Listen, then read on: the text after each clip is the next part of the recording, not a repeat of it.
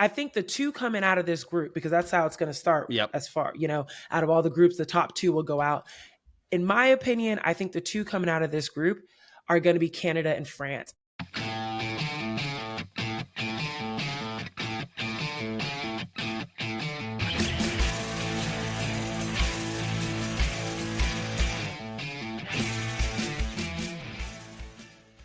Welcome to Canada's Court. Well, we are recording this on the eve of the Olympic opening ceremonies and the eve of what could be a really exciting 2 weeks of basketball. We talked about the Canadian men's team, and now we will turn our attention to the women's tournament. Canada just barely qualified, but they're in Paris all the same, and no one's going to remember how they got there if they walk away with a medal. Of course, there are some pretty tough teams in the way, especially Team USA, of course. Here to talk with you about the tournament is Zena Keita. Zena is the host of the Athletic Women's Basketball Show and also covers the Golden State Warriors. Zena, thanks for coming on the podcast. No problem. Thanks for having me, Philip. How are you feeling ahead of the Olympics? Are you ready for 2 weeks of a lot of basketball? I am. I feel like they did a really good job this time around drumming it up. Of course, you think about the last Olympics, that COVID year, that delay into Tokyo. It feels as if you kind of walked away kind of forgetting who won when we're talking about the basketball aspect.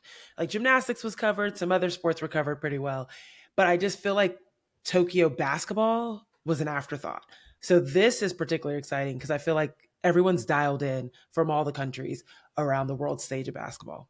And it seems like we're kind of, I've heard a few people talk about now, it's kind of some of the best competition globally we've seen. Obviously, as you know, Team USA has always been a powerhouse, but this year there's a lot more, teams that could contend, and we're gonna talk about some of those.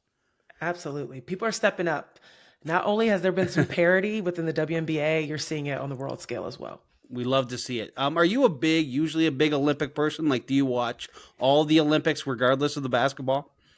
That's a good question.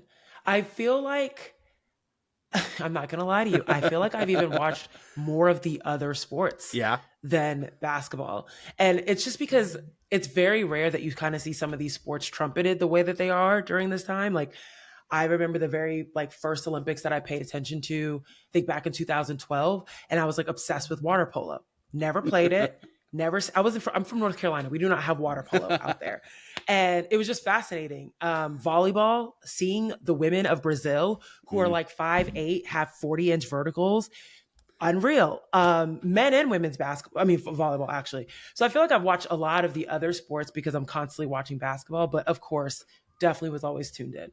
That's a fair point. You're always watching basketball anyway, so it's kind of nice to see some of the other sports. I know for me, I like watching the swimming because Canada usually has a few good swimmers in there. So anywhere where we can get a medal, I'm gonna be watching. That's for sure. Absolutely, swim is for sure one of mine as well. Swimming's fun. Let's talk a little bit about the Canadian roster. Now, I'm going to do another podcast separately that focuses solely on the Canadian team tomorrow. But since you cover a lot of these players that we're going to talk about here that play for Team Canada, we might as well talk about them too. Bridget Carleton is obviously one of them. She's been a key player for Canada. Big game from her recently with the Minnesota Lynx at the Commissioner Cup. She's been playing well. Absolutely. I think that anyone watching that game, if they had to choose an MVP of that game, I know Napheesa Collier won it, but I love that at the game, Napheesa Collier even said, it's really Bridget Carleton's. This award should be hers for what she did and what she's been doing, which has been being versatile, being dynamic, stepping up, making big plays. And this is exactly what Canada needs. That's what they've been known for, is being really good at defense, but not having that explosive offensive power to them. And so Bridget Carleton's definitely going to have to step up a little bit more, especially after you're seeing some of these preliminary games that they had against Spain recently. And Bridget Carleton's going to be a huge offensive need for Canada for sure. Tell me a little bit about, for some of the people who maybe are just coming in and haven't watched a lot of Bridget Carleton yet, what is it about her that what are the ways she likes to get her buckets? I mean, she's pretty versatile in her buckets, but I would say that because she's so long and she's a wing player, she likes to go in. She likes to slash a lot. Bridget Carleton's a player also that if you forget about her, she can shoot outside if she wants to. Um, you're seeing this advent of longer players discovering their mid range, but also discovering their foot speed. And I think that Bridget Carleton's like a nice mix of that as a guard forward. She's got the size to be able to push a defender off of her as she's going to the basket, create some space for herself, as well as being able to, shoot outside just in case you don't remember that there's Bridget Carleton on the floor. It could be a pretty big year for her. She's obviously playing well with the Lynx, and the Lynx are doing very well as Right. well. So, throw maybe a potential Olympic medal in there. That's a pretty good 2024. I'm sure. And I love that Bridget Carleton will have the opportunity potentially to go up against USA. Obviously, Cheryl Reeve being her coach at the Lynx, you always play a little bit harder when you're in front of your coach. So you Of never know course. what Bridget might pull out of her bag if USA and Canada team up or go up against each other. Let's talk about another Canadian that's in the WNBA, Aaliyah Edwards in her rookie season, currently leading the team in rebounds and blocks. What has she been bringing to the table in her first season at the WNBA? You can't see me if you're listening to this, but like I just grabbed my heart. I love Aaliyah Edwards. You want to talk about a player that is so dedicated to learning and getting better and improving with each and every game. Aaliyah Edwards has had to sit a few games this season for the Washington Mystics because of a lower back injury. But since coming back, it's as if nothing stopped, nothing paused for her. Of course, she's a rebounding, tenacious machine. She gets up there, she uses her body, etc. But one thing that people are sleeping on Aaliyah Edwards is her court vision. She is developing as a really good passer. And whenever you have someone of that size, and that strength inside that's able to see, high-low opportunities, that's able to grab some attention inside and dish it off to a guard that's flashing to the basket. Like you love that. That is a offensive tool, offensive weapon that you can take advantage of because now you can run offense through her as opposed to having to run it around her. And Aaliyah Edwards is just like this sponge that she's been this way since UConn, but she's had to adjust her game coming from a guard heavy team at UConn to now having a team where she's got a Stephanie Dolson inside. She's got, Shakira Austin's coming back. She's got some posts around her that she's now more of a forward position as opposed to this true solid five. And she's really done well in adapting that. But the number one thing I haven't mentioned, whew, fire for defense. Hmm. Aaliyah Edwards is unbelievable in a defensive position. She can block shots and she can guard the pick and roll. And guarding the pick and roll it's a science, folks. It's a science. How much you hedge, how much you go and help your guard versus going off of your post player that might be rolling to the basket. And I'll tell you what, Aaliyah Edwards has put in a lot of time at the school of pick and roll defense, and it's showing. Beyond just talking about this season and Canada's medal hopes, what do you think the kind of potential is for her going forward in the league? The sky's the limit for Mm. her. I think for her, we've seen some longer mid-range shots come out. Like we've seen her have some free throw line extended or in between the three-point arc and the free throw line shots that come out from kickouts from her posts and such. But if she can develop an outside shot, it's giving me offensively Jonquel Jones vibes, where you've got this large powerhouse type of player that can also step outside just as much as she can do a solid post move inside. She can also step outside and extend your offense. I think that if she can develop that, it's going to be impossible to guard her. But right now, if she continues to keep picking up the way that the WNBA plays her teammates, the offenses and defending those offenses within W, she can be a huge defensive power, but an all around player as well for the W. Totally. And we're going to get to see some of that soon, very soon here for Team Canada. I'll just go over the Canada's group here briefly. We've got Nigeria, Australia, and France. Australia, Mm. obviously very good, ranked third in the world, but Canada just beat them in an exhibition game. Let's start with Australia here. They've got a pretty stacked roster when you look at it. They do. And, I think for any of these teams, um, of course, the USA is the most stacked. Let's just be Yeah, real yeah, about yeah. that, right? But for any of these teams, not only are they stacked, they're stacked with players who are familiar with each other, Mm. and they're stacked with coaches as well who are familiar with those players. And that's always going to be an advantage. You think about Sandy Brondello being the person leading this team, um, who's very familiar with her Australian team, but obviously very familiar with these players who are on the Opals, and also playing in the WNBA.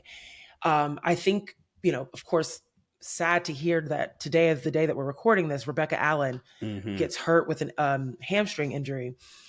She was definitely someone that probably going to be a standout on this team. For sure now, looking at Ezi Magbagor, if you haven't seen her play out in Seattle, this is someone that can put up 10 points in 2 minutes, like very quick production out of her. And also one of the best defenders in the WNBA, can block shots with the best of them, times them beautifully, and is just a rim runner through and through. So it's the familiarity that these teams have with one another. They've played in these systems all like growing up, right? Like these people are going to these junior camps Hmm. when they're teenagers, pre-teenagers, and learning through their systems. And Australia is one of those for sure. They are a sisterhood, very similar to that USA team, and they've got some athletic, they've got some athletic ability for sure. And then, of course, we've got France, who's ranked seventh in the world, but also some pretty tough competition there. Not quite as much, WNBA talent, but lots of players who are playing, overseas, playing in Europe. Not, I guess, for them, not overseas. It's just very close to Yeah, home. exactly. No, I mean, speaking of that, like, right, it's not overseas. Like, let's remember where the Olympics are, folks. Hmm. Like this is gonna be in their home court. They're gonna have their, like, France particularly is gonna have their fans there. They're gonna have their feeling of home court advantage, right? And you think about what Japan experienced in the last Olympics, in Tokyo. They had that kind of advantage too, of just feeling like they were a little bit at home, and that Hmm. can rattle some teams. That can rattle some teams in terms of um, just having like a sixth man, or woman out Yeah, there yeah. on the floor. And so, um, person I'm looking at, Maureen Johannes. Maureen Johannes was on the New York Liberty last year when they made it all the way to the finals against the Aces, and she was integral in the finals. She was the person that Sandy Brondello would go to if she needed a spark off the bench. And if you've been watching her X/Twitter clips, oh, Marina's still in the gym. She still has a bag of tricks up her sleeve. And that's one of the things that, you definitely have to watch out with for France, is that they can get offense running very quickly. They can get bursts of energy going very quickly. And yeah, this is where Canada can shine, though, Mm. because they are a defensive powerhouse, because they have the length and the strength, and they also have the familiarity with each other. This is where they can shine in trying to shut some of that down. So then let's go over it here. The group play is pretty important, obviously, especially when you think about it. When we talk about the juggernaut, which is Team USA, you don't want Mm, to be facing them too early in that middle round. You're kind of hoping to get to the finals to play them, right? So right. to do that, Canada would have to win all their games in the group stage. How do you see this particular group playing out? What's kind of your expectations there? That's a good question. Well, I'm looking at this group, and I'm looking at teams that finished in the top 8, top 9, not only in the last World Cup, but also in the last Olympics as well. And I feel as if Canada cannot withstand the offensive production out of Australia and Mm. France, that's going to be their biggest challenge. Now, seeing that they just beat Australia, I feel a lot better about that. France struggles defensively. I think Nigeria is still developing. They've got Mhm. some powerhouses, don't get me wrong. I still think they're developing as an overall program, Mhm. and they don't have the level of experience at the higher level that Canada has. Even Canada, who's relatively young on these bigger stages worldwide. So personally, I think the two coming out of this group, because that's how it's going to start Yep. as far, out of all the groups, the top two will go out. in my opinion, I think the two coming out of this group are going to be Canada and France. And the main reason I say that is with Australia having lost Rebecca Allen this early, I don't know how strong they'll be as a team. Um, but I see Canada and France coming out. And then after that, ooh, it's kind of up in the air, Philip. I don't know. And that's the thing about this knockout type of, play. Once these teams get out of their groups, and it's just like you said, knockout until you get to the finals, anything can happen. Anything can happen, and it really it depends on who shows up that night or that day. It really depends on who can stay healthy, right? That's huge. Who can stay healthy, and who is able to find someone to go off at any single point. But as for Group B, I'm gonna choose Canada, and I think I'm a little bit biased because I was born in France. Allez les Bleus. It's always going to be a little bit of Allez les Bleus for me. So That's fair. Those two. That's fair. I will take that. We'll take that. I do think you make a good point with the injury, especially coming so close to the start of Olympics, right? Like if you knew you weren't going to have her for the last 2 weeks or month, then you can kind of plan around that. But now they got to really kind of make a quick shift. Now let's talk about, we kind of been talking around it a bit, but obviously, we said Australia is stacked. If Australia is stacked, then USA is double or triple stacked. Historically speaking, as we look at, how USA teams have done in the past, how do you compare this roster to some of the other teams we've seen in the past few Olympics? Well, what's interesting is, we just talked about Australia and Lauren Jackson. I believe 42 in her 40s coming back to play for this team, and that level of veteranship is huge. And that's one of the things that I believe Canada has Im, who's 3-time Olympian, but still nowhere near to the level of the veteran experience that Lauren Jackson has. On Team USA, they still have a Diana Taurasi, 42 years old, going into her 6th Olympics, trying to get her 6th gold medal. That's wild. Now, 6 Olympics is just crazy. Yeah, that's impressive. It's incredibly impressive. It's longevity. It's unreal. And she's already announced that this is going to be her last one. But what's interesting about this team, when you look at those two, like Lauren Jackson and Diana Taurasi, is the USA is already in their phase of shifting to the next generation.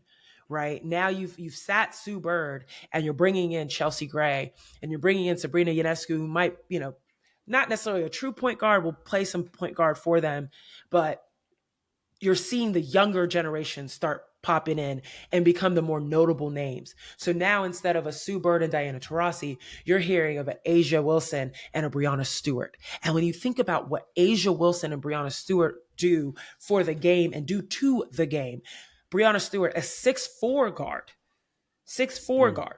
I am not putting nothing on Sue Bird and Diana Taurasi's legacy. They are amazing guards. But imagine if Sue Bird was 6'4".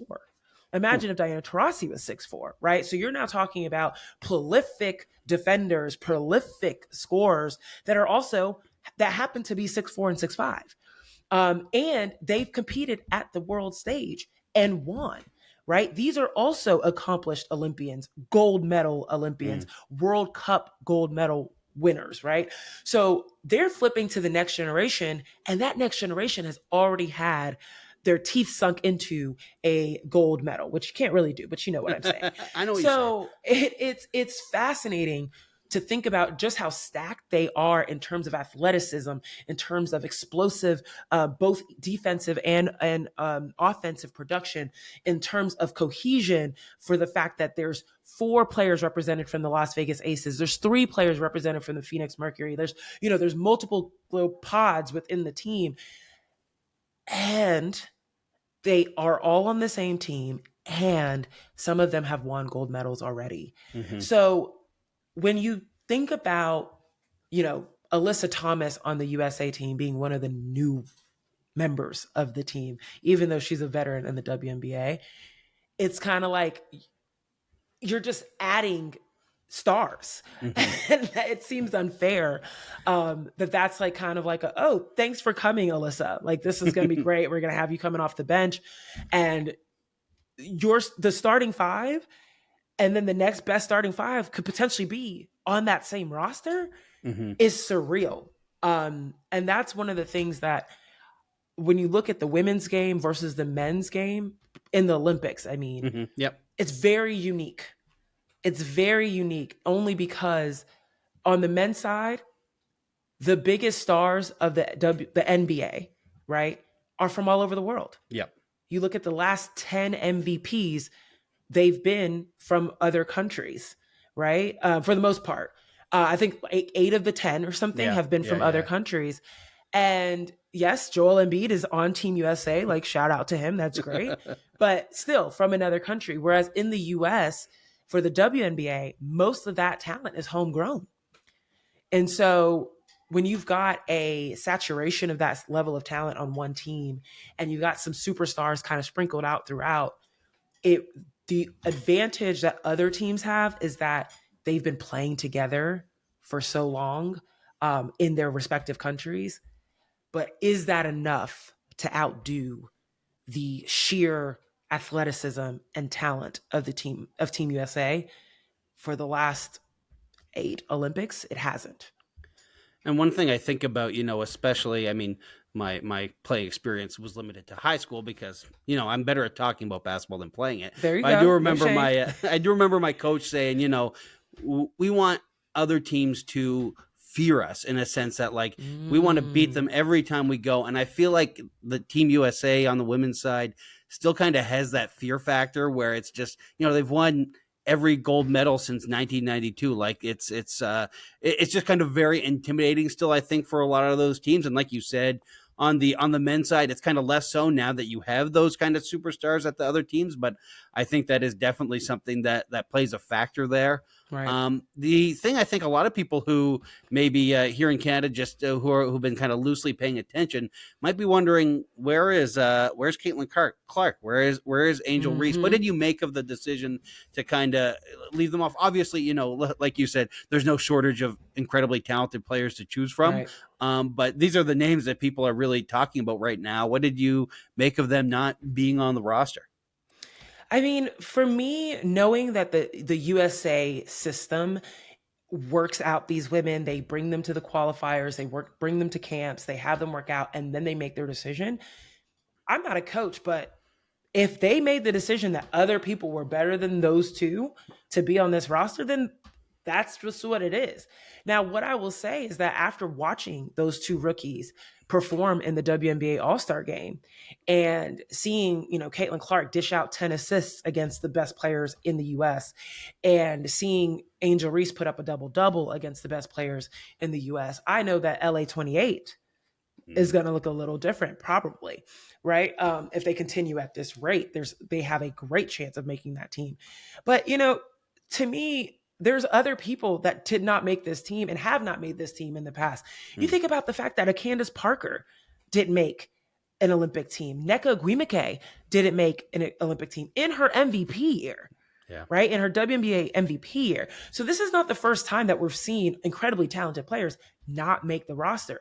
I feel like those were bigger snubs than, two rookies coming straight out of their college season, going directly straight into the WNBA season and then going straight into an Olympics. This is good for them.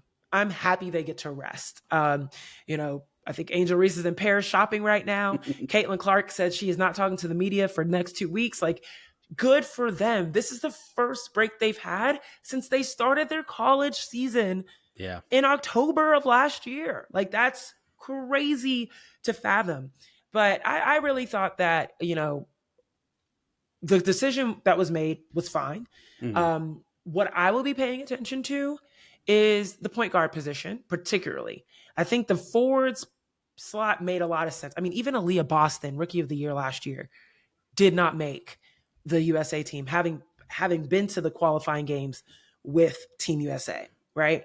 So you're thinking about that forward position. Those slots are pretty full, and they're pretty competitive.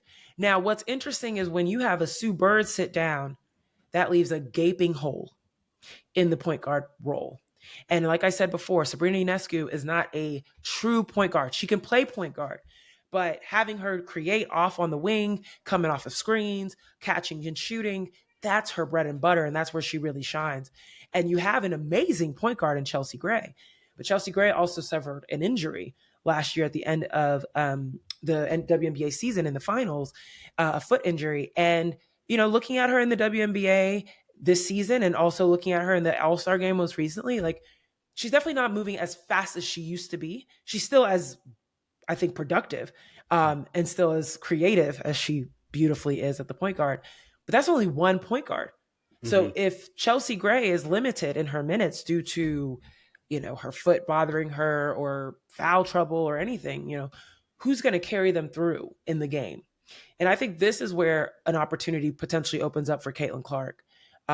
Maybe obviously not in this Olympics, but maybe in the World Cups to come and the next Olympic for sure. So it's all very intimidating for Canadian fans here hearing all this. Is there any kind of give us a little bit of hope? Is there any sort of weakness with Team USA this year? What can you give us here? I mean, I think that what I saw, I'll take the last game I saw. Team USA looked slow against Team WNBA. They looked, a lot of the comments that I was hearing amongst the media row and, just people I was sitting around, like they just looked older than Team WNBA, which made sense. Team WNBA was full of younger players. So they looked slow and they could not find a splurge or, a spark of offense. And Kalia Copper is supposed to be that person. And the timing was interesting of when she was coming in and coming out. And I feel as if Cheryl Reeve was really trying to get some offense out of Diana Taurasi, out of Sabrina Ionescu, and, Brianna Stewart and Asia Wilson, and also Jackie Young. But, Jewel Lloyd, even with 0 for 3 in that game from 3, who's also supposed to be a big time scorer. Jackie Young wasn't, putting up the numbers that she typically does. So that showed to me a weakness. Like if you guys can't find scoring out of Jackie Young, Jewel Lloyd, even, Sabrina Ionescu, where are you going to find it? And are you going to make the right rotations to be able to let these players come in and play well? Now, again, I say that knowing that Team WNBA, Team USA game was an all-star game. It's a practice. They're practicing rotations, etc. But there's an opportunity, right? Shut them down. Find a way to make their most offensive-minded players lack, right? And then take advantage of it on the other end where they might not be the most defensive-minded players. They've been pretty inconsistent with the outside shooting. And so I think that is a really great thing for Canada to take advantage of, especially considering how quick Canada can get out to the perimeter and put a hand up in these women's faces. So we've talked about Canada. We've talked about the U.S. We've talked a little bit about Australia and France too. What other teams kind of stand out for you in this tournament as teams to kind of watch out for and pay attention to? For me, the group of death would have to be Team USA's group. And that I think is Group C. So in Group C, you've got USA, Japan, Belgium, Germany. Now, Belgium just lost Emma Miesemann. She was hurt as well during these preliminary games. I can't remember which game it was, but she, or am I thinking Germany? No, I think, Belgium with Emma Miesemann. So she's out. Japan is scary for the reason I just mentioned of Team USA looking slow against Team WNBA. Japan is known for just how fast-paced they are. Diana Taurasi even said this in her presser right before the Team WNBA, Team USA matchup, of just how fast they are, their three-point shooting, how quick they zip it around the court, and they're small. And that obviously usually is Team USA's kind of advantage. They're kind of like the Monstars. They come out, they're big, they're strong, right? They cover ground really easily. But when you've got little ones, right, zipping it all around the court, and all people are going to get tired, right? And that isn't always an advantage to be bigger. People can take it to the basket a little bit quicker. Their foot speed might be a little bit quicker, and they can shoot threes. And that is a scary thing. So Japan is scary. Germany, Belgium, 6'3", 6'4" guards, right? Like if you're a fan of the New York Liberty, you might have seen Leonie Fibic this year. Think that and a whole roster of them. um, just capable of shooting the three, capable of methodically getting to the basket, being very long on defense. I imagine those two teams are going to play a lot of zone and just clog space up. They haven't been known to do that, but they can if they need to, right? And this is what's kind of scary is that sometimes you can beat teams like, what is it, a death by a million cuts? Yeah. Like those two teams, Germany and Belgium, very much feel that way to me. So I think Group C, I've got my eye on. They are who I think are going to be dominant in this play. Of course, two can come out for sure, and then the third place teams, depending on like the point differential, can also make it. Two top three teams, or third team, the two best third place teams. Exactly. So I feel like Group C is going to get 3 teams out. They're definitely who I'm paying attention to. I think outside of that, I'm looking at all of these other teams that are making their ways up the chain. I look at China, who's consistently been top 8 in the last Olympics, the World Cup. They've been a really solid and formidable opponent. Spain, of course, has also been really solid and significant in these tournaments. But like I'm just looking at the elevation of play across these nations because everyone knows the target is on the Team USA's back. And the way these programs are recruiting, the way that they're, even assigning visas for other players or, nationalization, for other players to be able to come play for them, like parity is going to happen. And it's fun to see every single year of the Olympics, how that inches towards it truly being, very competitive. And also I think that the unspoken kind of competition between Team USA and Team Canada is like always fun to watch. Yeah. So I'd be very curious that, I'd love for those two teams to go up against each other. Let's, for the Canadian fans' sake, hope it's in the gold medal game. We would love that. Mm-hmm. That sounds wonderful. Before that sounds less exciting or appealing, but still, like you said, anything could happen. And I think you made just briefly, you mentioned, other teams playing zone. That's another point, is that some of the rules are different, and that plays a factor for sure into, how some of these games go. That takes some time to adjust to. I mean, all these players are incredibly talented, so they adjust a lot quicker than I would. That's for sure. It's going to be interesting. I think it's going to be a lot of fun. Just lastly, quickly before you go, are you willing to give a podium prediction? Is that too bold? What do you think? No. Let's do it. Why not? That'll be fun. Podium prediction. Ooh, this is tough. I'm gonna say USA won gold. That's fair. I'm going to say USA gold. I'm going to say China silver. Okay. And I'm going to say Japan bronze. That's fair. I think that's a good prediction. Not what we're hoping for here on Canada's Court, but it's still, look, I wanted your honest opinion, and that's what I got. So I appreciate that. I can't bend the rules just because I'm here, man. No, you're right. No, it's totally fun.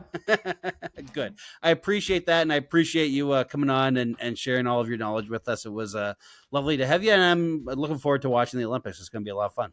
Thanks for having me, Philip. I definitely will be watching. And what is your slogan? So in France, it's Allez les Bleus, but like, what does Canada have their own version? Do we have a slogan? No, I don't think we have a specific slogan. Just sorry, I guess. Okay, I don't know. All right. Go Canada. I mean, you guys do the USA. Yeah, exactly. Yeah, we really love that. Maybe that's what Canada needs. Canada needs to get on that slogan game and get that extra edge at the games. I think. Yeah, I don't know. I know the women's team, like Canada basketball's women's team, is like Mad Love or something like that. I don't know, but there's no like cheerable We can just sing the national anthem. I don't know. Yeah. But okay, so that's some good going forward. We got to think about what our slogan is. That's good to workshop. And that's something, Exactly. I can't really help out on the court. So maybe I can There give my you thoughts go. there. I can come up with something. Exactly. Thank you for Exactly. giving me some homework. I appreciate No that. worries. No worries. Have a great day. And again, thanks for coming on. No problem. Thanks, Philip.